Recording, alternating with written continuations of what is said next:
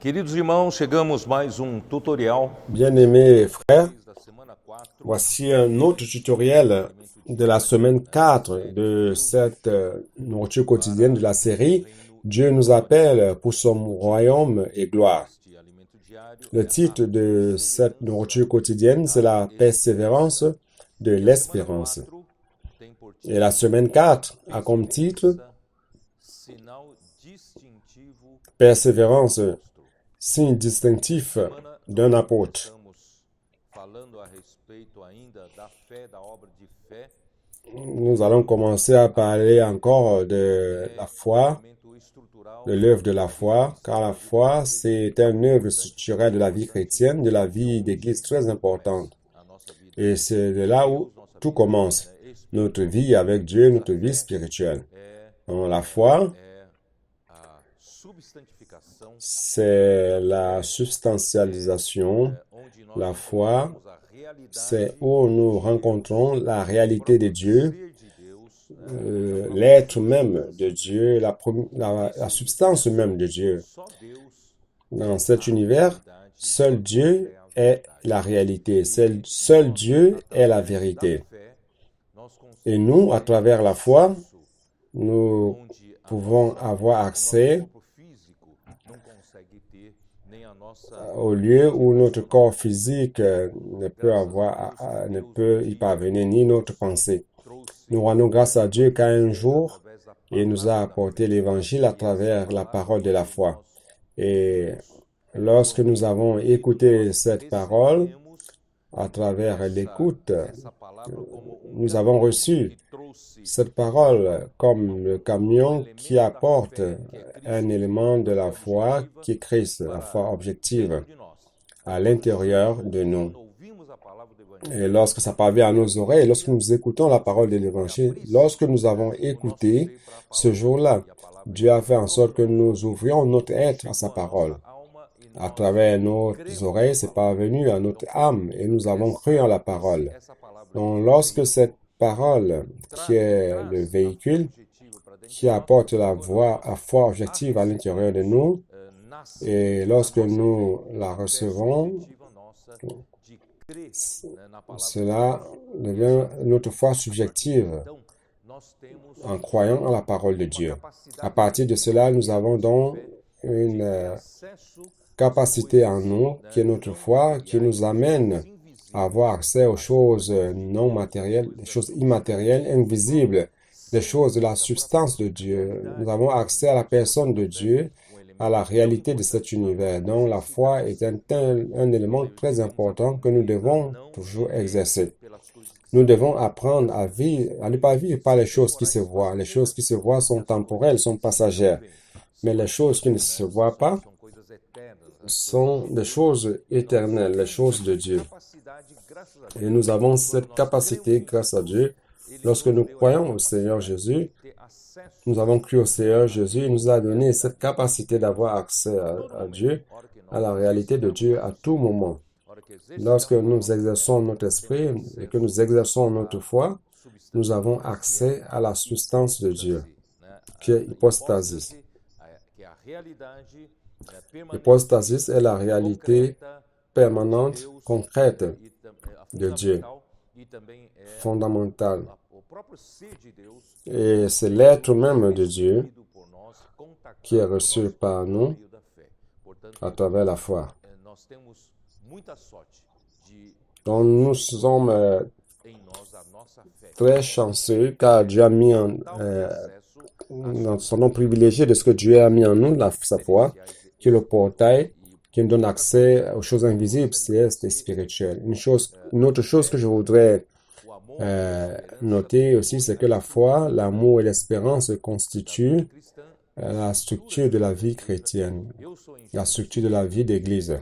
Je suis ingénieur é importante civil, je sais ô combien la structure est importante. Si vous voulez construire un édifice, si vous voulez construire une maison, levantar vous devez premièrement rural da casa, que é élever la partie structurelle de la maison constituée par la fondation, toda a carga partie qui va supporter toute la charge de tout l'édifice Et donc, vous allez faire l'étude du sol, faire un bon projet d'infrastructure, de fondation, et bien l'exécuter. Et à partir de l'infrastructure, vous construisez la partie structurale qui est formée premièrement des colonnes qui vont supporter toutes les charges de l'édifice et aussi toutes les autres parties euh, horizontales qui constituent la maison. Vous avez après toute la structure de fermeture, les portes, les fenêtres, les toits, les éléments en métaux, les accessoires. Vous avez toutes ces choses qui ne sont pas structurelles, que vous pouvez changer à tout moment. Mais la structure de la maison, vous ne pouvez pas l'enlever sans faire tomber ou sans la présence d'un ingénieur pour vous guider. Sinon, la maison tombe. Dans notre vie chrétienne aussi, à cette structure qui est la foi, l'amour et l'espérance. Et la foi apporte les éléments de Dieu à l'intérieur de nous. Et nous savons que Dieu est amour. Donc, il surgit à l'intérieur de nous une chose que nous n'avons pas. Nous avons seulement en nombre. Mais la réalité de Dieu, l'amour agapé de Dieu, c'est uniquement à travers la foi. Lorsque nous avons accès à la substance de Dieu, à la nature de Dieu, alors nous recevons Dieu lui-même qui est amour à l'intérieur de nous. Et à partir de là, nous commençons à aimer les personnes, à aimer nos frères. Et nous commençons aussi à prendre soin de l'édification de l'Église, à prendre soin des frères, et à nous engager dans l'édification. Et à la fin, tout cela nous amène à persévérer. Il ne s'agit pas seulement d'un travail d'un jour, 2 jours, mais c'est un marathon. Et pour cela, nous avons besoin d'espérance pour la persévérance. Donc, l'espérance est le carburant qui nous amène à persévérer jusqu'à l'avènement du Seigneur, jusqu'au retour du Seigneur. Et ce message, c'est le message 16 de la conférence internationale de septembre 2020. Où on a 4 titres comme persévérance, signe distinctif d'un apôtre. Cela, c'est dans 2 Corinthiens 12. Je peux vous lire cela. 2 Corinthiens 12, 12. Allons-y, jetez un coup d'œil.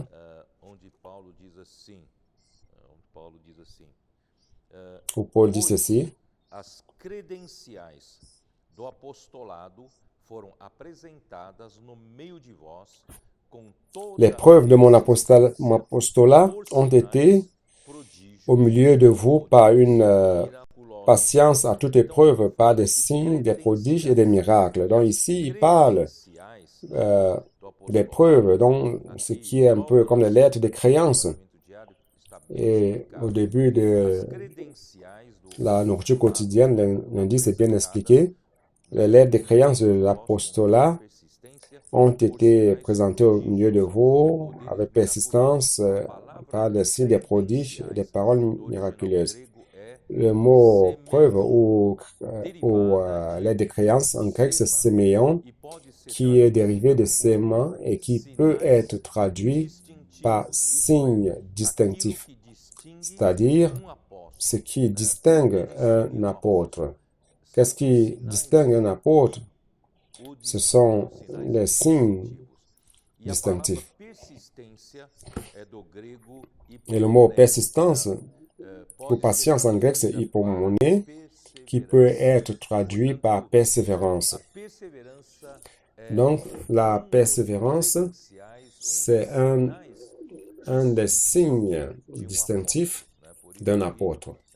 C'est pour cela que notre bien-aimé frère Dong a fait sa biographie et nous avons donné le nom de résilience. Il était un homme persévérant au milieu de beaucoup de difficultés, de persécutions, de souffrances. Il n'a jamais désisté. Il tombait, il se relevait. Donc la persévérance, c'est un signe distinctif, l'être de créance d'un apôtre. Je rends grâce à Dieu. Amen. Aujourd'hui, je prétends continuer d'une manière différente. tutoriel de la semaine 4.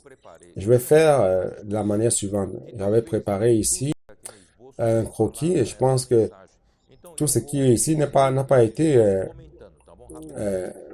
enseigné dans le message. Je vais lire rapidement. Qui sait, ça pourra compléter la nourriture quotidienne. Très bien. Il commence en disant ceci. L'amour fort que Paul avait par rapport aux églises, engendré par sa prédication de la foi, est une relation de vie, comme d'une mère qui prend soin avec tendresse de ses propres enfants, ou comme un père qui est dans le labeur et la fatigue, travaille afin qu'ils vivent d'une manière digne de Dieu, qu'ils appellent son royaume et gloire. 1 Thessaloniciens 2, de 7 à 12. Par rapport à l'église à Corinthe, au milieu de beaucoup de souffrances et d'angoisse dans le cœur, je vous ai écrit avec beaucoup de larmes dans 2 Corinthiens 2:4. Donc, vous voyez cette attitude, cette posture de Paul qui est motivée par l'amour qui était en lui. Il ne gagnait rien en cela. Il n'est pas devenu riche à travers la prédication de l'Église dans les églises. Il ne se déplaçait pas en jet privé, par-ci par-là. Nous rendons grâce à Dieu de ce que Paul a réellement lutté avec beaucoup de souffrance et d'angoisse dans le cœur par amour. C'est ça le labeur de l'amour. La bouche des apôtres est ouverte et le cœur dilaté grand comme un père, d'un père au fils.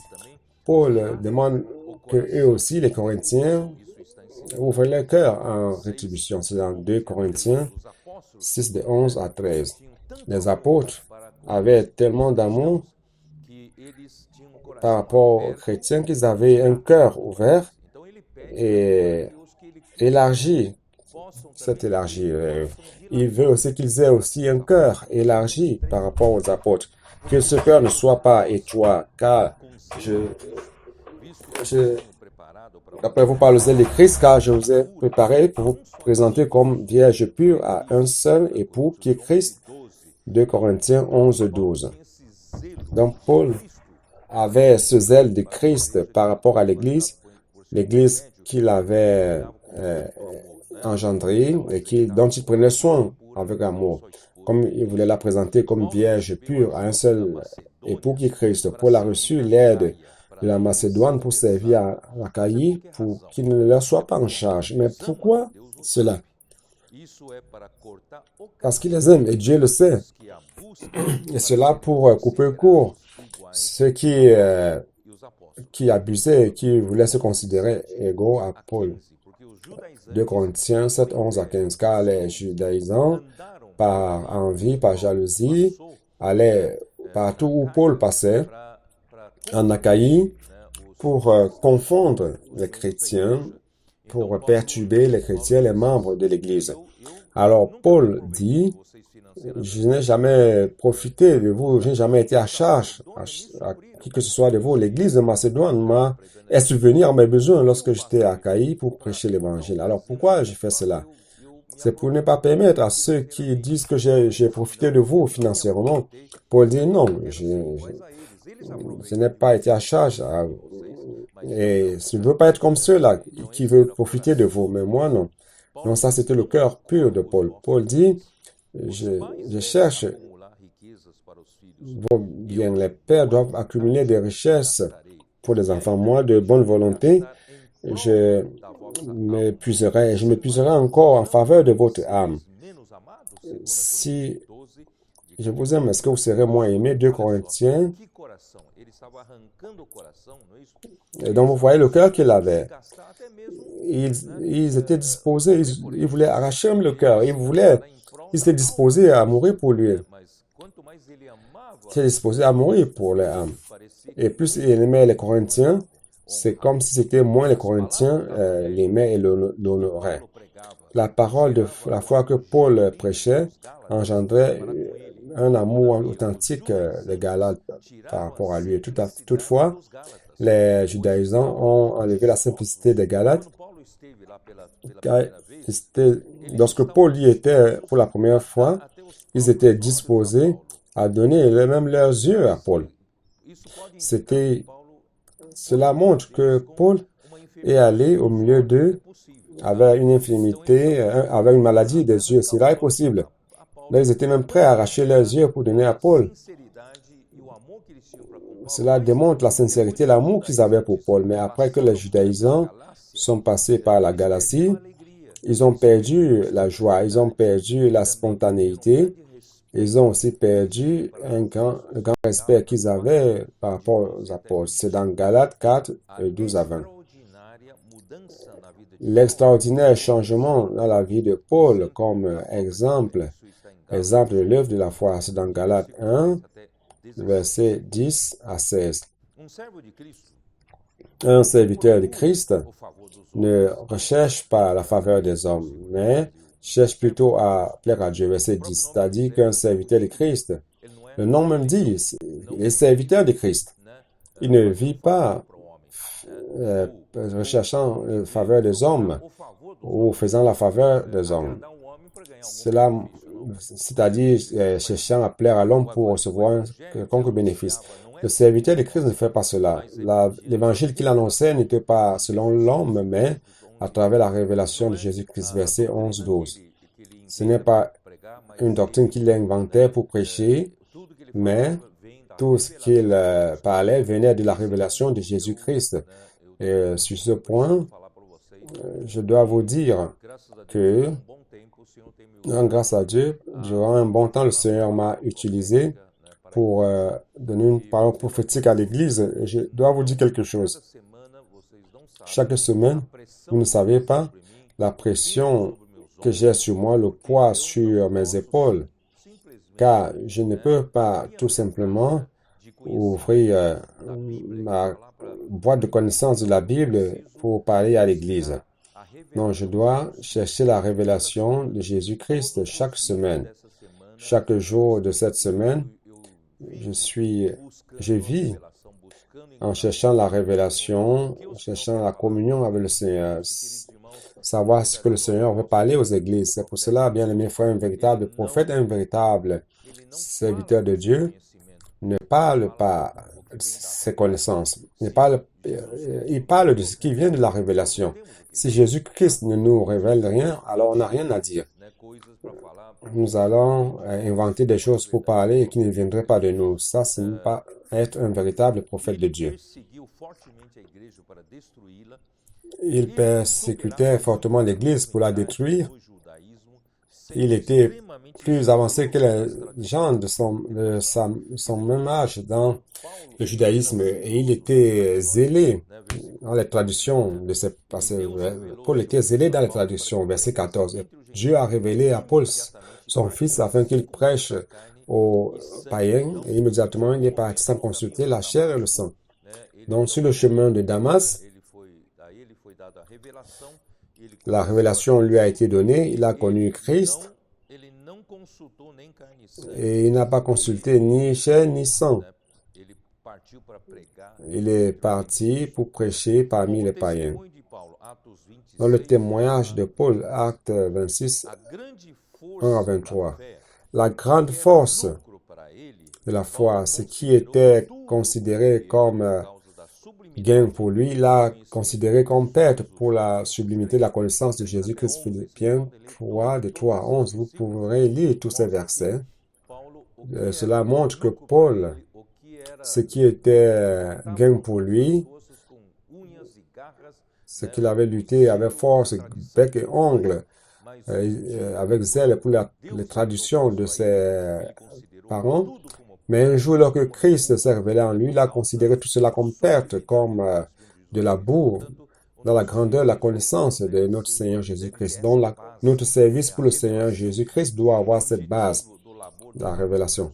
L'objectif du labeur des apôtres pour présenter tout homme parfait, mature en Christ, Colossiens 1, 28, 29. Nous ne pouvons pas servir l'Église prenant soin des frères sans objectif. Quel est notre objectif? Quel est ton objectif? Ah, je ne sais pas, je dois juste prendre soin d'eux. Non, nous devons avoir un objectif. L'objectif, c'est de présenter tout homme parfait, mature en Christ. Jésus a gardé ce que le Père lui a confié, leur transmettant les paroles que le Père lui a données. Ils ont reçu que tout venait du Père. Il les a gardés au nom du Père et les a protégés et aucun d'eux ne s'est perdu. C'est dans Jean 17, 16 à 26. Car ils ont aimé ceux qui étaient dans le monde, il les a aimés jusqu'à la fin. Jean 13, 1. Il se référait uniquement aux 12. Malheureusement, un a trahi Jésus, mais les 11 autres sont demeurés fidèles jusqu'à la fin, non seulement pour annoncer l'évangile de la grâce, mais aussi le mystère de la gloire. C'est-à-dire que son évangile est très profond. Il ne s'agit pas seulement du pas initial de la grâce. Et pour cela, il a annoncé, il a averti tout homme, il a enseigné à tout homme toute la sagesse pour présenter tout homme parfait en Christ. C'est pour cela qu'il travaillait dur le maximum possible. Colossiens 1, 24, 29, Paul complétait ce qui restait des afflictions de Christ en faveur du corps qui est l'Église. Ce modèle du labeur de l'amour que nous devons avoir. Jésus est le bon berger. Le bon berger donne sa vie pour les brebis. Si vous êtes un pasteur de brebis de Dieu, vous devez avoir cet esprit de sacrifice pour les brebis. En cela, nous connaissons par l'amour que Christ nous a donné sa vie pour les siens et nous devons aussi donner la vie. 1 Jean 3, 16, c'est l'amour don. L'amour sacrifice. Si nous n'avions pas cet amour, l'Église ne pourra pas être édifiée et l'œuvre de Dieu ne sera pas faite. En rien, Paul considérait sa vie précieuse en lui-même, car pour lui, le plus important, c'était de terminer sa course et terminer ce ministère qu'il a reçu du Seigneur. Acte 20, 24, 5. Frères, c'est cela qui vaut pour un serviteur de Dieu, nous qui servons le Seigneur. Il nous importe de terminer notre course, de faire, jouer notre rôle. Et dans la vie, il n'est pas précieuse pour nous. Ce qui importe, c'est de terminer notre course et accomplir la mission que le Seigneur nous a donnée. Soyons fidèles. Les leaders spirituels qui prêchent la parole doivent avoir une vie qui résulte en exemple de foi par rapport à ceux qui reçoivent la parole de Dieu pour les imiter. Hébreux 13, 7. Les véritables leaders veillent sur les âmes de ceux qui les ont confiés. Verset 17. C'est-à-dire que nous devons vivre une vie digne d'être imités par ceux qui nous servent et ceux que nous servons et que nous aidons. Nous ne devons pas tout simplement proférer des bonnes paroles, mais nous devons vivre pour professer ces paroles. Ces paroles doivent être déjà notre témoignage. Nous devons vivre la réalité de ce que nous parlons. Ceux qui prennent soin des brebis de Dieu ne le font pas par contrainte. Ce n'est pas parce que j'ai été contraint par quelqu'un, je sers le Seigneur. Non, mais d'une manière volontaire, comme Dieu veut. Dieu veut que nous fassions cela de bonne volonté, sans cherchant des gains honteux. Ne soyez pas là pour chercher vos propres gains honteux, mais de bonne volonté. Soyez des modèles du troupeau. Le troupeau a besoin de modèles, a besoin des ouvriers, des brebis de devant. 1 Pierre 5. Au-delà des souffrances externes qui pesaient sur Paul quotidiennement, les préoccupations par rapport à toutes les églises. 2 Corinthiens 11, 28. Paul souffrait toutes sortes de pressions, persécutions, fatigues, luttes, mais ce qui pesait réellement sur son cœur, Ce n'était pas une préoccupation par rapport aux souffrances qu'ils traversaient, mais c'était par rapport aux églises. Ceux-ci auront donc la récompense à l'avènement du Seigneur lorsque le suprême pasteur se manifestera, recevront la couronne incorruptible de gloire. 1 Pierre 5,4. Cherchons à plaire au Seigneur. Celui qui veut cette gloire vit en plaisant au Seigneur. Hébreux 5,11 et aussi 2 Corinthiens 5,9. Car nous savons que Dieu est celui qui récompense ceux qui le cherchent. Hébreux 11,6. Ce n'est pas par hasard que Paul vivait une vie de sacrifice, de don de sa vie pour le troupeau. Il vivait une vie de libation et se sacrifiait. Il est devenu un martyr pour l'Église.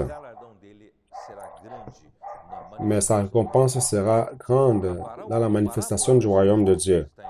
Les paraboles de mine dans Luc 19, 12 à 27 montrent que Jésus est parti vers un pays lointain. Il allait au ciel après sa mort et résurrection, 1 Pierre 3, 22, avec comme objectif de prendre soin d'un royaume et de revenir. Daniel 7, 13 à 14. Apocalypse 11, 15, 2 Timothée 4, 1. Il a appelé 10 serviteurs et leur a confié une mine à chacun. La mine, c'était une monnaie grecque qui équivalait à 5 drachmes.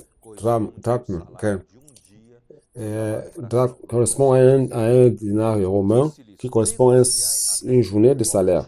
Luc 15, il dit, jusqu'à ce que je revienne. Donc, il est parti et le premier a rendu des 10 avec une mine. Et il a reçu la récompense de régner sur 10 villes. Et le deuxième a gagné 5 mines et a reçu autorité sur 5 villes.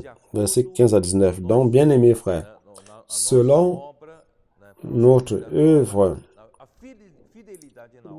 notre fidélité dans l'œuvre du Seigneur, Dieu nous confiera le royaume, dans le royaume l'autorité pour la parabole de talent. La parabole de talent, Matthieu 25, 14 à 30, qui est donc le serviteur fidèle et prudent sur lequel le Seigneur mettait ses gens pour leur donner, pour les alimenter à temps. Matthieu 24, 45 à 47. Donc, pour être de ceux-là qui vont recevoir la récompense, bien aimés frères, il suffit d'être un serviteur fidèle et prudent. Et ce que le Seigneur nous a confié pour en prendre soin de nous, alimentons-les. C'est simple, à travers les paroles que nous recevons, la parole prophétique, la Bible, prenons soin d'eux et en faisant cela, si le Seigneur revient et nous trouve, faisant cela, nous serons des vainqueurs. La vie de Paul était une libation. La libation était une offrande faite avec effusion de vin sur les autres offrandes basiques. Paul s'est donné comme sacrifice à Dieu de la foi des chrétiens à l'effusion de son sang. 2 Timothée 4, 6, 7. Donc, la libation, c'est l'effusion de sang. Et Paul a été réellement tué. Dans la couronne de justice lui est gardée. Et ça, c'est l'espérance qui l'a fait persévérer pour ceux qui aiment l'avènement du Seigneur. Et maintenant, on parle de l'espérance. Cette espérance nous fait persévérer. La persévérance de l'espérance. La persévérance, en grec, c'est hypomone ou hypomone, c'est-à-dire qui persiste avec patience, constance et persévérance. Les caractéristiques de celui ou de ceux qui ne se dévient pas de leurs propos, de leurs objectifs, même devant les plus grandes épreuves et souffrances. Ils n'abandonnent pas leurs objectifs. Donc, la persévérance marque le passage de la vie spirituelle insipide initiante vers la maturité. Celui qui veut parvenir à la maturité doit vivre une vie de persévérance. Nos tribulations liées à la vie chrétienne, le labeur de l'amour, l'édification du corps de Christ, engendrent la persévérance. La persévérance se produit l'expérience. Ici, ce mot expérience en grec, c'est doktiemi, qui signifie approuver ou un caractère éprouvé, c'est-à-dire l'approbation. Nous sommes approuvés par Dieu nous sommes éprouvés par Dieu pour être approuvés. Et l'approbation produit l'espérance de la gloire de Dieu. C'est dans Romains 5, 2 à 5. Les souffrances sont les épreuves pour mettre à preuve la qualité de la foi dans notre foi, visant comme objectif le salut de notre âme. 1 Pierre 1, 6 à 9. L'épreuve de notre foi produit la persévérance. Plus nous sommes éprouvés, plus nous serons persévérants. Et ainsi compléter l'action de la persévérance, nous serons parfaits et intègres, et rien ne manquera. Ça, c'est dans Jacques 1, versets 3 et 4. La foi, la vertu, la connaissance, la maîtrise de soi, la persévérance, la piété, l'amour fraternel et l'amour agapé de Dieu doivent exister en nous et augmenter afin que nous entrions d'une manière bien aisée dans le royaume de notre Seigneur Sauveur Jésus-Christ. 1 Pierre 1, 5 à 11. C'est le chemin du royaume. Celui qui persévérera jusqu'à la fin, celui-là sera sauvé. Et cet évangile du royaume sera prêché dans tout le monde pour rendre témoignage à toutes les nations. Alors viendra la fin. Matthieu 24, 13 et 14. C'est dans votre persévérance que vous gagnerez votre âme. Luc 21, 19.